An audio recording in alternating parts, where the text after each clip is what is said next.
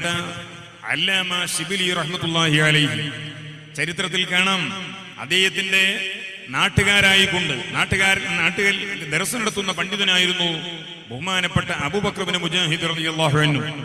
ആ അബൂബക്കർ ഇബ്നു മുജാഹിദ് റളിയല്ലാഹു തആല അൻഹു തങ്ങള് ഒരു ദിവസം തന്റെ ശിഷ്യന്മാർക്ക് ദർസ് നടത്തിക്കൊണ്ടിരിക്കുമ്പോൾ ദർസിനിടയിലേക്ക് ബഹുമാനപ്പെട്ട അല്ലാമ ശിബിലി റളിയല്ലാഹു അൻഹു കടന്നു വന്നപ്പോ വല്ലാത്ത ബഹുമാനവും ആദരവും കൊടുത്തുകൊണ്ട് അല്ലാമ ശിബിലി തങ്ങളെ ഈ ബഹുമാനപ്പെട്ട അബൂബക്കർ ഇബ്നു മുജാഹിദ് എന്ന് പറയുന്ന വലിയ പണ്ഡിതൻ, വലിയ മുദരിസാണ്, ദർസ് നടത്തുന്നയാളാണ്, അദ്ദേഹം എഴുന്നേറ്റുന്ന് ബഹുമാനിക്കുന്നത് കണ്ടപ്പോൾ ശിഷ്യന്മാർ ചോദിച്ചു, എന്താണ് ഉസ്താദേ ഈ ശിബിലി, അദ്ദേഹത്തിന്റെ നാട്ടിലാണ് ഞാൻ ദർസ് നടത്തുന്നത്, പക്ഷേ ഈ ബഹുമാനപ്പെട്ട അബൂബക്കർ മുജാഹിദ് റളിയല്ലാഹു തആല അൻഹു തങ്ങൾ ഇത്രയും വലിയ ബഹുമാനം കൊടുക്കുന്നത് കണ്ടപ്പോൾ ഉസ്താദിനോട് ചോദിച്ചതാണ്, ഉസ്താദേ എന്തിനാണ് ഈ നാട്ടിൽ ആര് തന്നെ വന്നാലും, ഭരിക്കുന്ന ഭരണാധികാരി തന്നെ വന്നാൽ പോലും നിങ്ങൾ ഇരിക്കുന്ന സ്ഥലത്ത് നിന്ന് എഴുന്നേറ്റ് നിൽക്കാറില്ല, അങ്ങനത്തെ നിങ്ങള്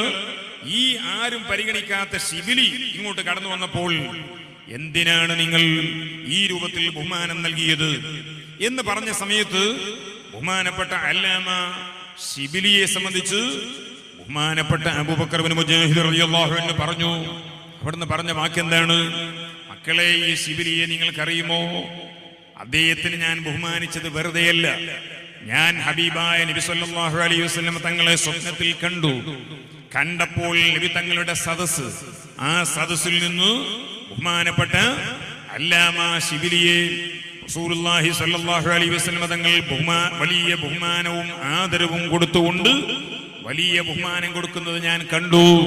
അക്കാരണത്തിനാൽ ഞാൻ ചോദിച്ചു, നബിയേ എന്താണ് അങ്ങ് ഇത്ര വലിയ ബഹുമാനം ശിബിലിക്ക് കൊടുക്കാനുള്ള കാരണം?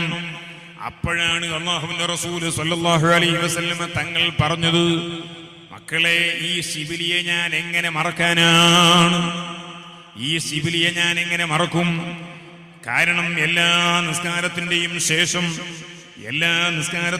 ശേഷം അതേ സൂറത്തു തൗബയുടെ ലാസ്റ്റ് ഭാഗത്തുള്ള ആയത്തുകളുണ്ട്, ലഖദ് ജാഅകും റസൂലും മിൻ അൻഫുസികും അസീസുൻ അലൈഹി മാ അനിതും ഹരീസുൻ അലൈക്കും ബിൽ മുഅ്മിനീന റഊഫുർ റഹീം എന്ന് പറയുന്ന രണ്ട് ആയത്തുകളുണ്ട്. ആ ആയത്തുകൾ അല്ലാഹുവിന്റെ റസൂലിനെ അല്ലാഹു തആല പുകഴ്ത്തിയിട്ടുള്ള ആയത്തുകളാണ്. ഈ ആയത്ത് ബഹുമാനപ്പെട്ട ശിബിലി ഓതാറുണ്ട് നിസ്കാരത്തിന്റെ ശേഷം.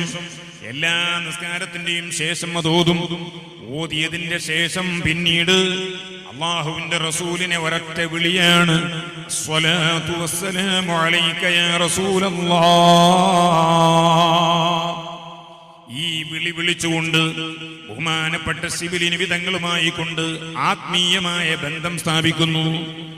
ഈ കാരണത്തിനാൽ അല്ലാഹുവിന്റെ റസൂലുമായി അല്ലാമ ശിബിലിക്ക് വല്ലാത്ത ആത്മീയ ബന്ധമാണ്.